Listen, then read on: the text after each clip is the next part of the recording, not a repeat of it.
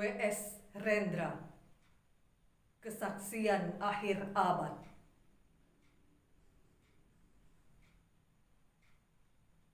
Ratap tangis menerpa pintu kalbuku.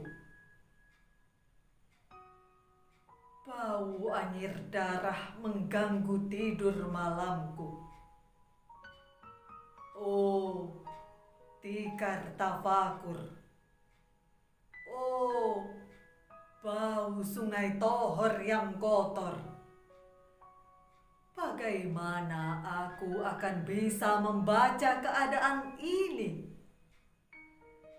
Di atas atap kesepian nalar pikiran yang digalaukan oleh lampu-lampu kota yang bertengkar dengan malam, aku menyerukan namamu.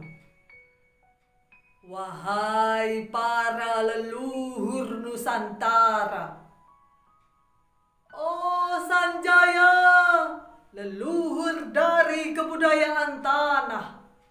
Oh Purnawarman, leluhur dari kebudayaan air. Kedua wangsamu telah mampu mempersekutukan budaya tanah dan air. Oh Resi Kuturan, oh Resi Nirarte, empu-empu tampan yang penuh kedamaian, telah kamu ajarkan tatanan hidup yang aneka dan sejahtera yang dijaga oleh Dewan Hukum Adat. Oh, bagaimana aku bisa mengerti bahasa bising dari bangsaku kini?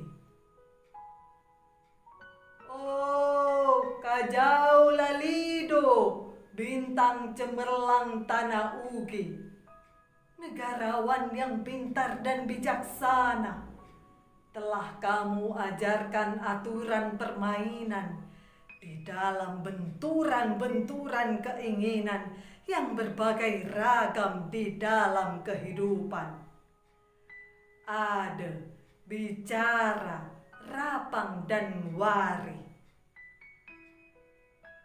Oh, lihatlah wajah-wajah berdarah dan rahim yang diperkosa muncul dari puing-puing tatanan hidup yang porak-poranda. Kejahatan kasat mata tertawa tanpa pengadilan. Kekuasaan kekerasan berak dan berdahak di atas bendera kebangsaan.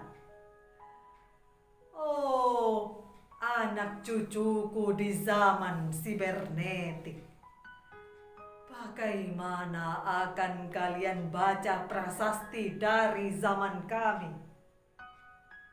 Apakah kami akan mampu menjadi ilham kesimpulan? Ataukah kami justru menjadi sumber masalah di dalam kehidupan? Dengan puisi ini, aku bersaksi bahwa rakyat Indonesia belum merdeka. Rakyat yang tanpa hak hukum bukanlah rakyat merdeka. Hak hukum yang tidak dilindungi oleh lembaga pengadilan yang mandiri adalah hukum yang ditulis di atas air. Bagaimana rakyat bisa merdeka bila polisi menjadi aparat pemerintah dan tidak menjadi aparat hukum yang melindungi hak warga negara? Bagaimana rakyat bisa merdeka bila birokrasi negara tidak menjadi aparat rakyat, melainkan menjadi aparat pemerintah yang berkuasa? Bagaimana rakyat bisa merdeka bila hak pilih mereka dipasung? Tidak boleh memilih secara langsung wakil-wakil mereka di Dewan Perwakilan, dan juga tidak boleh memilih secara langsung camat mereka, bupati, wali kota, gubernur, dan presiden mereka.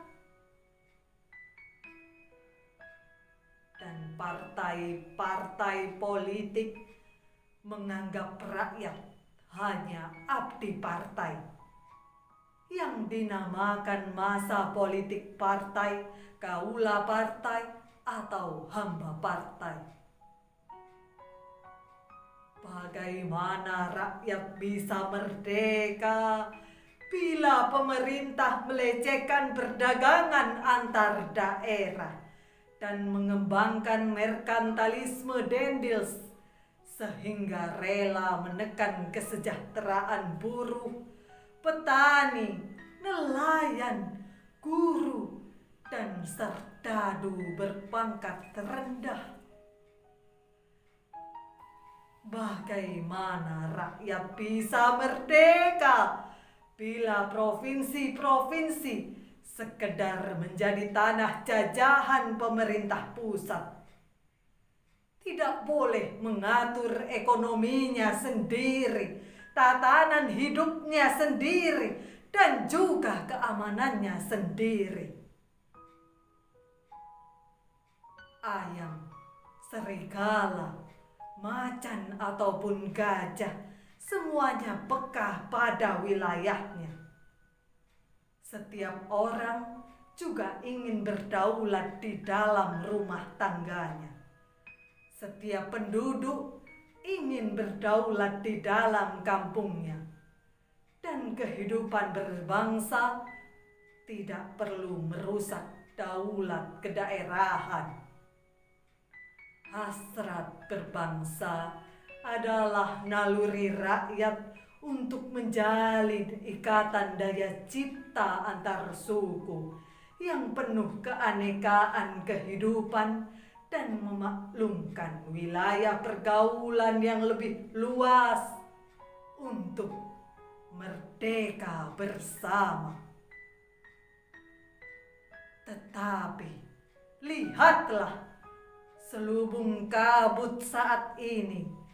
Penjajahan tatanan uang, penjajahan modal, penjajahan kekerasan senjata, dan penjajahan oleh partai-partai politik masih merajalela di dalam negara.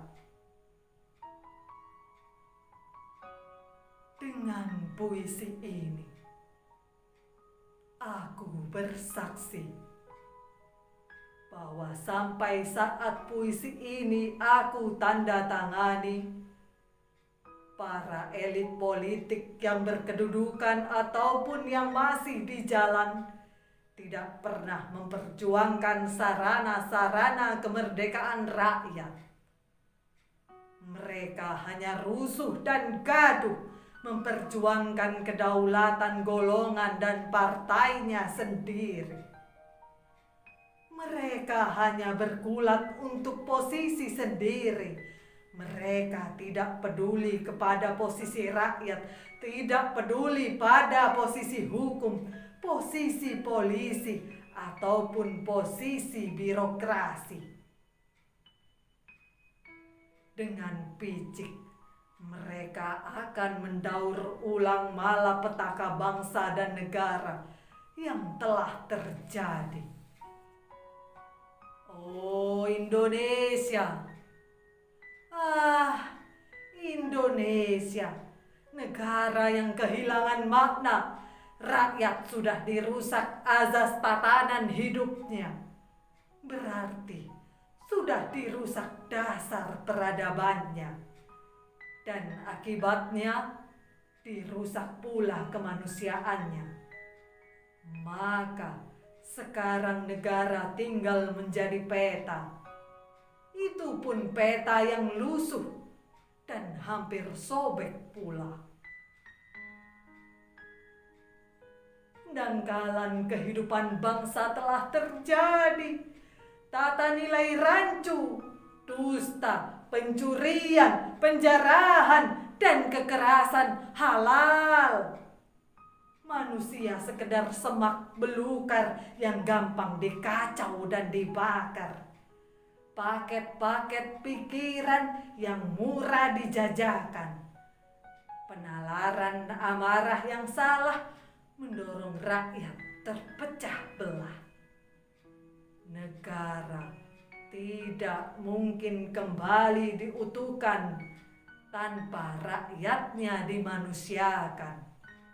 Dan manusia tak mungkin menjadi manusia tanpa dihidupkan hati nuraninya. Hati nurani adalah hakim adil untuk diri kita sendiri. Hati nurani adalah sendi dari kesadaran akan kemerdekaan pribadi. Dengan puisi ini, aku bersaksi bahwa hati nurani itu meski dibakar tidak bisa menjadi abu. Hati nurani senantiasa bisa bersemi meski sudah ditebang putus di batang. Begitulah fitrah manusia, ciptaan Tuhan yang Maha Esa.